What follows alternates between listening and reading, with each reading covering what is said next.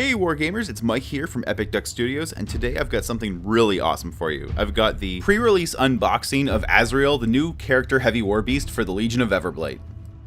Privateer Press was kind enough to furnish us over at the Tabletop Media Co-op with some of their new releases coming up. And because I'm the resident Legion collector, I'm not going to say player because I don't really play that much, but since I'm the resident Legion collector, these ended up on my desk. So I've got Azrael here, and I'm also going to be following this up in a few days with the new Callus Warlock unboxing as well. Now, full disclaimer, I have not played a game of MK3 yet, and I really haven't played MK2 since it was new. I did almost all my War Machine gaming in Mark 1, so I'm not really going to comment on what's on the card here, besides the fact that he has a P+S 17 thrown weapon. Alright, so Azrael, it's really nice to see. This is basically an entirely resin miniature. There's only a couple metal pieces. There's some fairly big gates on the tail, but they look easy to clean up. They're on a fairly undetailed area. There's one mold line sort of running along the entire outside of the tail, but it's going to be easy to file off. It doesn't run through any details. And there's a small one along the inside of the tail as well. There's a tiny bit of flash between some of the spikes where they kind of overlap as well. Just something to keep an eye out for if you're assembling one of these yourself. It's really easy flash to clean out with just an X-Acto knife, or even you can scrub it with something like a toothbrush, and a lot of times it'll flake away. It's usually the very small, thin flake type flashing. Now, looking at the wings, there's a couple very large gates on the claws sort of across the top of the wing here. And if you're new to a resin miniature, that can be a little bit troubling because it's very easy to damage a resin miniature, when you're clipping off gates. If you're unfamiliar with what gates are, they're actually the areas where they pour the resin into the mold. Those larger gates are really easy to take off with a jeweler's saw or a razor saw, and if you're working with resin and you don't already have one of those tools, I definitely recommend getting one. Now, looking at both wings, the gates are basically in the exact same places and the mold lines look really similar. They're very small and they just run along the edge of the wing, which is pretty common for any type of wing. Now, in this case, the gate is sort of on one side of a more or less triangular piece, so you're going to want to cut at a bit of an angle to take the gate off. If you're nervous about assembling this miniature, if you haven't done a resin miniature like this before, I am going to do a complete assembly video following this one, so you can follow along with that, and I will elaborate on how I assemble and clean up basically every single piece. So the torso only has two gates on it, and they're both in really easy to clean up places. There's one on his sort of right lower back, and it's on a relatively flat, fleshy area, so it'll be really easy to clean that up. And the other one is on the side of the shoulder pauldron, and it's more or less just a straight cut. There's a tiny bit of a curve to it, so it's going to take just a little bit of finessing with an X-Acto blade, but it won't be hard to clean up at all. There is one mold line running through the miniature. It kind of cuts through the middle of the back and over the left hip, but it's not really dominant, and I actually didn't even notice it right away. I noticed it much later when I'm actually doing the assembly. It was fairly easy to clean up, though, with just a hobby file and an X-Acto blade. Nothing really that should be troubling. You can see here that a lot of the flash is that really thin, almost like papery kind of flashing. It's just a little bit of extra resin squirted through the mold, and it almost comes off the fingernail.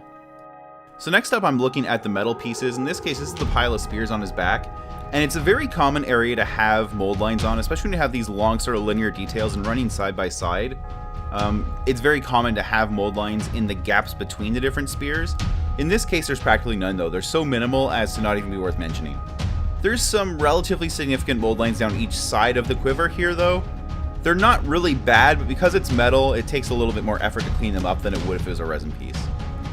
So now I'm looking at the spear in his hand, and again, this is a metal piece, and the way metal miniatures are made is they're basically made in a sandwich of two rubber plates. And that's how you get the mold line kind of running around the entire outside of the piece. Now in this case, there's practically none. It's so minimal as to almost not even be worth mentioning. That might be because this is still a new casting, the molds haven't started to wear out yet, but I'm really impressed with the quality of this piece and how minimal these mold lines are.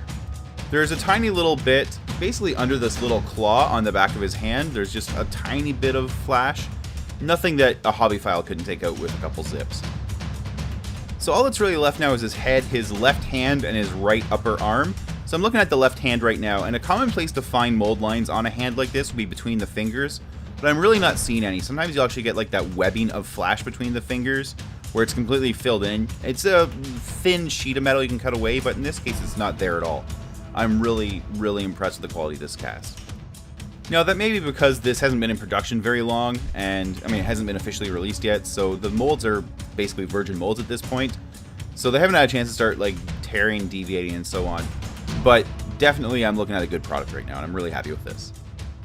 Now, whenever you're working with a model that is not a purely plastic model, it's definitely worth trial fitting everything. Because the molds can deform a little bit, they get a little squished, especially metal pieces from spin casting. So when joints have these sort of tab and slot methods of joining together, it's worth checking to make sure they actually do fit and that one doesn't need to be shaved down or cut down or something to that effect so that they mesh together.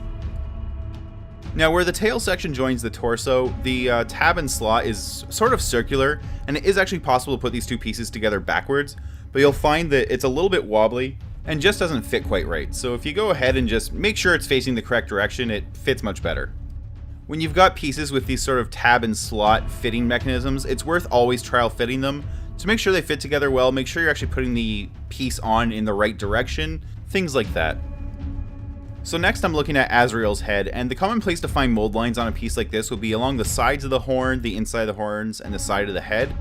And here I'm not really finding any that won't just clean up with a little tiny bit of file zipping. Alright, so that's all the pieces reviewed. So far this is looking like a really good cast. There's very little work I'm going to have to do to clean it up. So I'll be assembling Azrael in the next video, and I'll be using Gorilla Glue to affix the metal and resin parts together, a couple pinning drills, and some pinning sets from Privateer Press. I'll be actually mostly using the 0.85mm pinning set. So I really want to thank Privateer Press for sending this miniature my way. It's been a joy to unbox this miniature and see it before the general public. I'm really looking forward to sharing this with you guys as I assemble and paint it, which I'll be doing over the next few days. I'd also like to just personally congratulate Doug Hamilton from Privateer Press. He's the staff sculptor who made this piece, who brought Azrael to life, and he's done a fantastic job. He and I are both big Legion fans, and it really comes through in his work. So until next time, thanks for watching, and do something epic.